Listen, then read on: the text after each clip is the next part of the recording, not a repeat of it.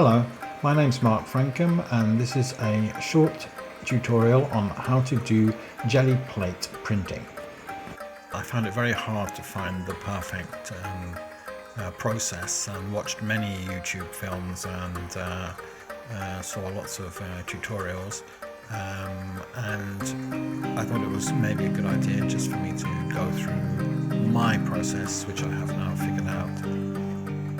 For jelly plate printing you need hard contrast black and white images. If you want to get shaded images, then you have to use half-tone patterns, which you can do on Photoshop. I have an A3 jelly plate, but only an A4 printer, so I need a way to chop up that image and have it print out over 2 sheets of A4. I found this really excellent web page which is called The Rasterbator, which is a really quick way of chopping up a graphical image into A4 or whatever size you want pieces to print out. It's mostly used for people that want to print out a picture into many pieces of A4 and then stick them back together as wall art, but I use it just to simply spread a piece of artwork over 2 sheets. So when I print onto my A4, I always make sure that the paper is completely packed together, because I'm going to do 2 prints on top of each other. And with this printer, that's a bit iffy. They almost never line up, but the blacker the image, the better the transfer print will be. I have heard that color laser printers are better, but I haven't got one, and this method works okay for me. After I've printed once, I just put the print straight back in the printer and then really try and line up the paper so that it goes in sync and lines up again. So then I just have to stick them together.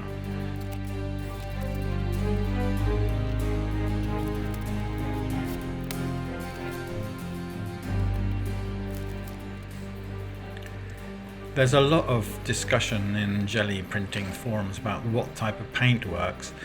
Personally, I use this Liqutex type pretty much all the time, although I have heard that this golden liquid is supposed to be really good. I personally can't get it to work. It's too liquidy and just makes splodges on my jelly plate. I've also had good results from Panduro's normal acrylic paint. So then the first trick is very thin.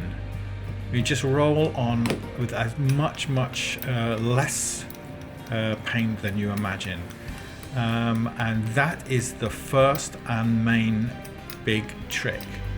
The paint type, less important. Just make sure that it's very thin and you keep rolling it till there's no splodges or marks. In fact, you want to roll off any excess you can and then keep rolling. If there's too much on the plate, it won't come off the jelly plate. The idea is that it's thin enough that the white parts of the paper absorb everything.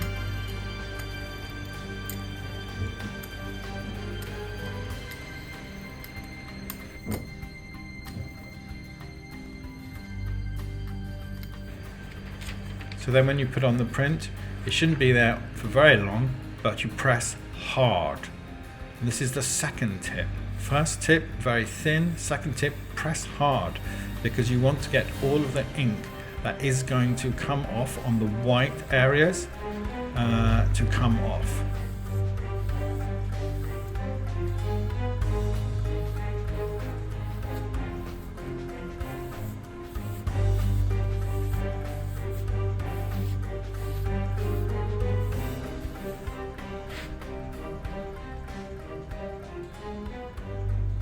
And that is basically about as good as you can get.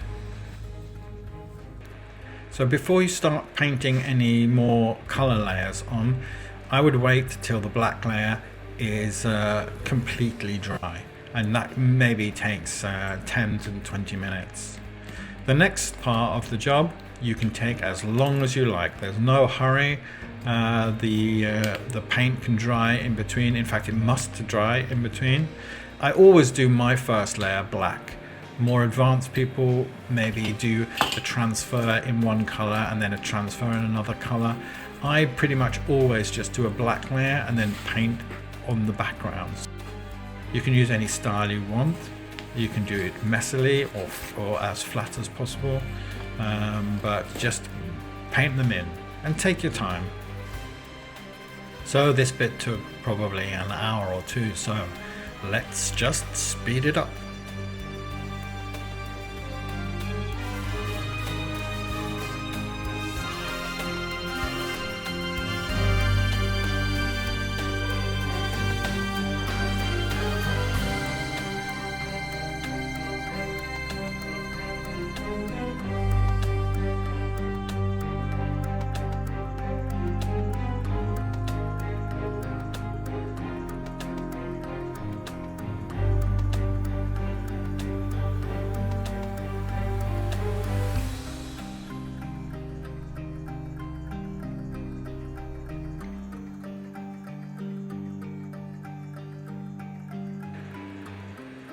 So when you're done with that layer, this is going to be the background layer to your image.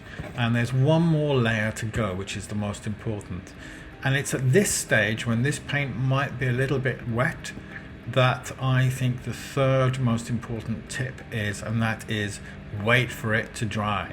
This can be a few hours, but basically don't paint the last layer till this lot is dry, or else you will get it smudged. But a few hours later, now we come back, it's all completely dry, and this is what I call the peel layer. Basically, you have got now some background color which is made of plastic. So now you're just going to pour on a thick layer of plastic, in this case blue. This is the final background layer. It can be in white, it can be whatever color you like, but you can't print until you've got it. You have to do one layer. It doesn't have to be a flat block of color, but you have to do one layer which is completely covering the whole plate. And it can be quite thick. In fact, it probably should be a bit thick. The idea is that this is going to be glued to the layers that you have already done. And now you're ready to make the print. My method is that I balance one end up and then flip it over. That way I can make sure that the bottom edge lines up okay on the paper, and I roll it out. Before it's completely flopped, I grab the edges and roll the rest of it out. I do normally roll a little bit now just to press it down. I don't think that is necessarily an important part, but I do it mostly out of tradition. I've always done it.